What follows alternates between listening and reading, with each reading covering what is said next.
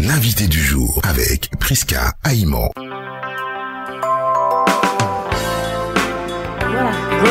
Voilà, rebonjour. Vous savez, l'invité du jour, c'est le côté santé que nous abordons. Mais aujourd'hui, exceptionnellement, nous allons parler d'autre chose. On va parler de la mission. On va parler du mouvement du monde ecclésiastique, cette fois-ci avec le pasteur William Brown, voilà, qui est en Tunisie.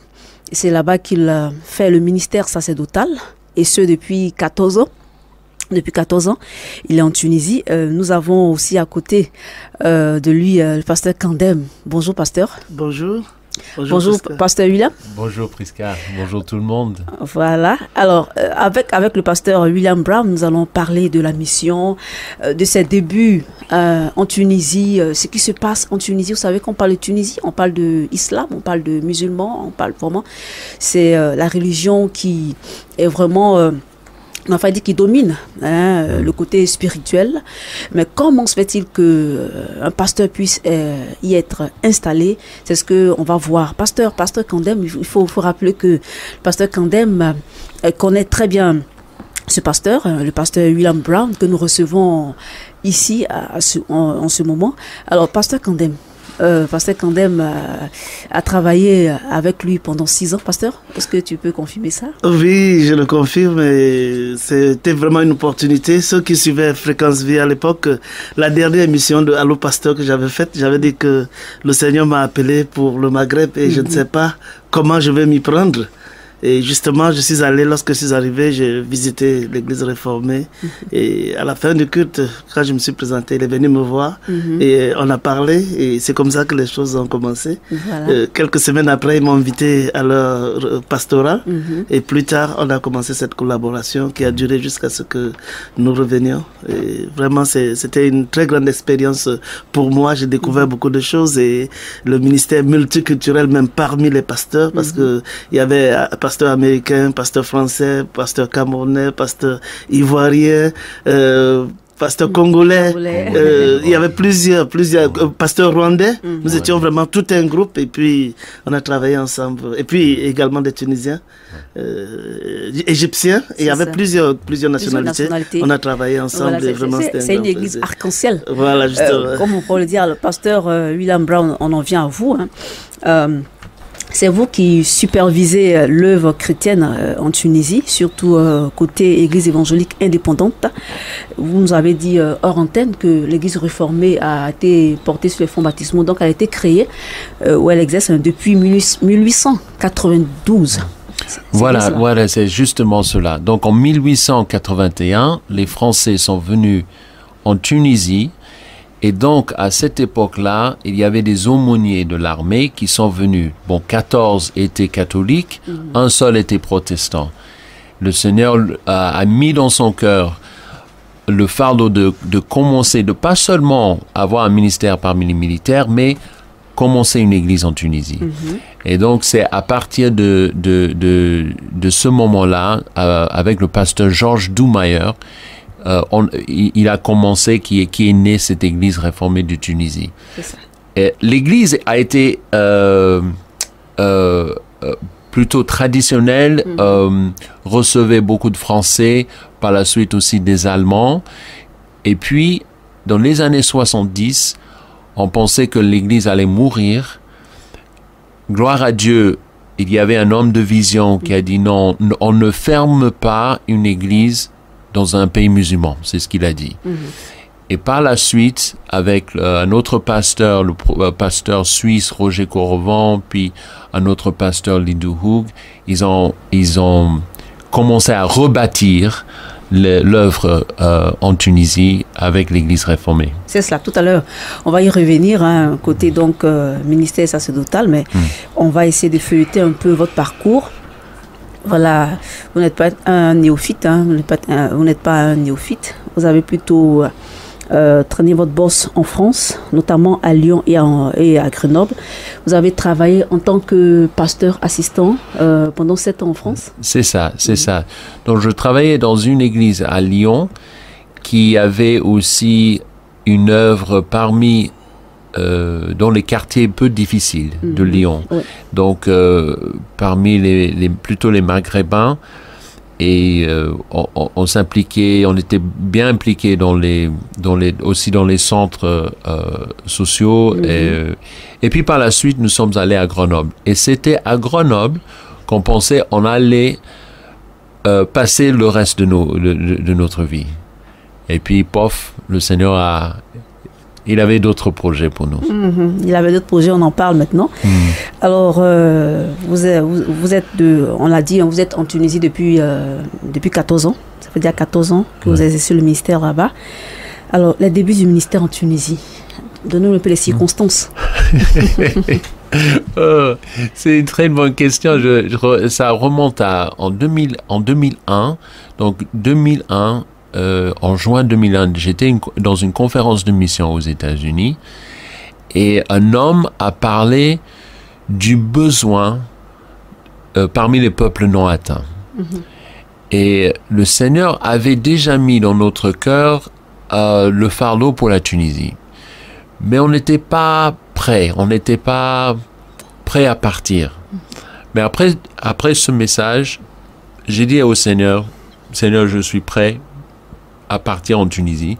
Mais comme vous dites que vous n'étiez pas prêt, vous n'étiez pas consentant ou bien vous aviez quelques craintes, quelques appréhensions? Peut-être on ne prenait pas l'initiative pour partir. C'est ça. Vous voyez, il y a beaucoup de personnes qui disent, voilà, je suis disponible, je peux aller partir en mission. Mais tout ce qu'ils font, c'est des projets pour rester.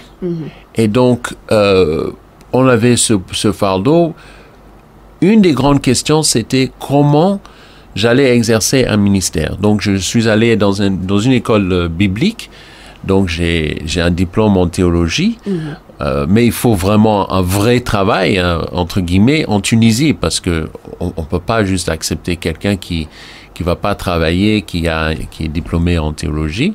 Et je savais pas comment j'allais pouvoir aller en Tunisie. Mais ce jour-là, j'ai dit, Seigneur, si tu ouvres les portes, nous sommes prêts à prendre le prochain pas à faire le prochain pas pour y aller.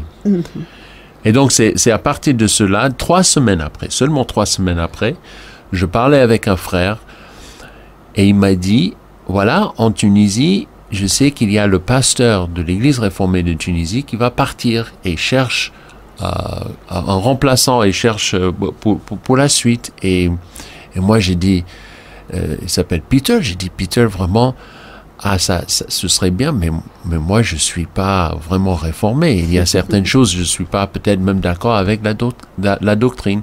2 choses en particulier. Et donc, j'ai écrit un message au pasteur qui allait partir. Et lui, il m'a répondu pour dire, non, ce n'est pas un problème. Tu peux venir quand même.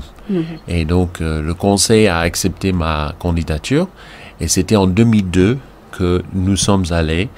Donc, mon épouse et 3 enfants. Donc, 2 enfants qui sont nés en France et 1 aux États-Unis. Bon, maintenant, nous avons 5 total. Donc, 2 autres qui sont nés en Tunisie. Félicitations. Merci. Alors, côté dépaysement, est-ce que vous êtes accommodé des nouvelles mœurs là-bas, la façon de vivre, le modus vivendi, comment ça s'est fait? Est-ce que c'est opéré facilement? Au début, c'était très difficile. Au début, c'était très difficile parce qu'on avait aussi des enfants de bas âge, donc 4 ans, 2 ans et 6 mois. Et on ne supportait pas la chaleur. On ne supportait pas aussi la conduite, la façon dont les gens ils prenaient derrière le volant. Ils parlent arabe là-bas. Bon, comme on parlait français, on pouvait se débrouiller, mais il fallait aussi qu'on apprenne l'arabe. Et donc, gloire à Dieu, nous parlons tous les deux, mon épouse et moi, l'arabe tunisien. Okay. Donc, on se débrouille pas mal en arabe. En plus de l'anglais? En plus de l'anglais. Puisque vous êtes américain. C'est ça. C'est ça, américain, français, en même temps l'arabe. Vous êtes polyglotte, puisque vous parlez plusieurs langues. Oui. D'accord. C'est bien. Je souhaiterais aussi être polyglotte. Alors, pasteur William Brown, vous êtes arrivé là-bas, vous avez tutoyé le quotidien ecclésiastique de cette église-là, et quelque chose vous a heurté, on a fait dit ça comme ça, parce que là-bas, on baptisait les enfants. Voilà. Quand vous êtes allé, les choses ont changé.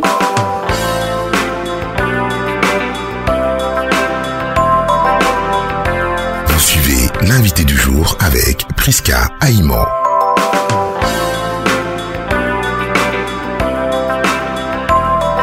Voilà, donc c'est vrai que il y avait certaines choses peut-être dans le culte ou bien la façon dont l'église, la vie de l'église, on va dire. Mais à vrai dire, il y avait même pas beaucoup d'enfants pour baptiser. Donc ça, c'était peut-être j'étais pas d'accord avec certains points de doctrine par rapport à l'église, mais ça c'était pas un handicap. C'était pas un handicap. Mais pourtant, j'ai trouvé dans l'église, si je peux dire comme ça, c'est peut-être, vous me pardonnez, que le Seigneur me pardonne, il y avait des blancs, et donc ceux qui travaillaient pour peut-être certaines sociétés, et puis il y avait des étudiants qui venaient d'Afrique, donc du Cameroun, du Togo, du Congo, de la Côte d'Ivoire, de la francophonie, et donc c'était plutôt ça qui était le plus difficile à gérer au début, parce que la différence dans la comment dirais-je, la louange, surtout, voilà, c'était surtout la louange. et puis nous sommes la seule église francophone évangélique qui est reconnue, protestante, qui est reconnue par l'État. Justement, la question est toute trouvée aussi, la transition est toute trouvée. Les églises reconnues en Tunisie, il y a votre église, donc l'église réformée, et à côté de cela. Donc, comme protestant, il y a aussi l'église anglicane. Il y a l'église catholique, qui est une grande église aussi. Il y a l'église orthodoxe russe et l'église orthodoxe grecque. Ok. Donc, c'est cinq églises. Voilà. Alors, les autres ont essayé de faire des demandes pour s'installer, ou bien elles ont été refoulées? Mais qu'est-ce qui s'est passé à ce niveau? Donc, ces autres églises sont là depuis très longtemps, et chaque église dépend un peu de son ambassade. Donc l'église russe, par exemple, de l'ambassade de Russe, etc. Et donc, mais nous ne dépendons pas d'une ambassade. Et ça aussi, ça rend des choses souvent peut-être plus difficiles pour nous. Mais ça nous laisse la liberté, comme on n'est pas contrôlé non plus par une ambassade. Donc voilà. Voilà. Alors, on va dire au revoir aux auditeurs. C'est sûr, un goût inachevé, mais il y aura encore une autre occasion de parler avec le pasteur William Brown, que vous aurez le temps d'écouter, parce que la saga n'est pas encore terminée. On va faire quelques petits épisodes encore pour que l'information soit complète et que nous soyons au même niveau d'information. Nous voulons dire merci déjà au pasteur William Brown, voilà, qui malgré son agenda très chargé a bien voulu venir ici pour partager un peu son expérience en pays du Maghreb, voilà, la Tunisie. C'est pas du tout facile, mais nous allons encore en apprendre la semaine prochaine par la grâce de Dieu. Merci aussi au pasteur Kandem qui certainement va revenir aussi avec nous. Et puis d'ici là, portez-vous bien et bonne continuité sur Fréquence Vie. Radio Fréquence Vie. C'est la radio de la vie. La voix qui dit Dieu vous aime.